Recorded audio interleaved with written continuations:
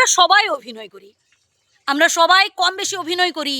কেউ কেউ দেখবেন এই মনের মধ্যে হাজার দুঃখ কষ্ট চেপে রেখে মুখে মিষ্টি হাসি ফুটিয়ে তোলার চেষ্টা করি, এটাও একটা অভিনয়। মানে এর দ্বারা আমরা বোঝাতে চাই মানুষেরকে যে আমরা ভালোতে আছি, আমরা আনন্দে আছি, এটাও একটা অভিনয়।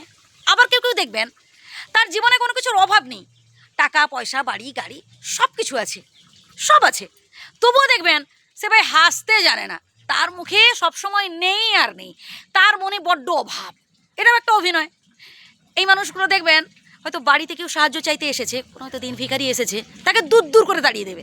আবার এরা মানুষের সামনে অভিনয় করে, কেমন বলুন তো, আমি লোককে অনেক উপকার করি, আমি এর উপকার করেছি তার উপকার করেছি, অথচ বাড়িতে ভিখারি এলে দূর দূর করে তাড়িয়ে দেয়। এই যে অভিনয় বললাম না। আবার এমন অনেক মানুষ হয়তো আপনার জীবনের সাথে জড়িত আছে, দেখবেন আপনার সাথে না জাস্ট অভিনয় করে গেছে, কেমন প্রেমের অভিনয় করে গেছে, বন্ধুর অভিনয় করে গেছে, আর আপনি তাদের বোকার মতো সহজ সরল মনের মানুষের মতো বিশ্বাস করে গেছেন, তাদের কাছে অনেক গোপন কথা বলেছেন, তাদেরকে খড়কুটোর মতো আপনি আঁকড়ে বেঁচেছিলেন আজ পর্যন্ত, আর আজ আপনাকে ঠকিয়ে আপনাকে কাঁদিয়ে পালিয়ে গেছে।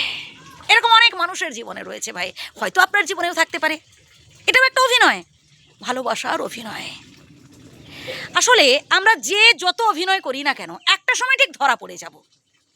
কাউকে কাঁদিয়ে কাউকে কষ্ট দিয়ে কোনোদিনও সুখী হতে পারবেন না। সৎ উপায় চলার চেষ্টা করুন। ওই মনে একটা কথা আর মুখে আর এক কথা কেন ভাই? সামনে দেখবেন কেউ কেউ আপনার সামনে প্রশংসা করবে, সামনে এত প্রশংসা করবে যে আপনি নিজের দুই কানকেই বিশ্বাস করতে পারবেন না, এত আপনাকে ওপরে তুলে দেবে।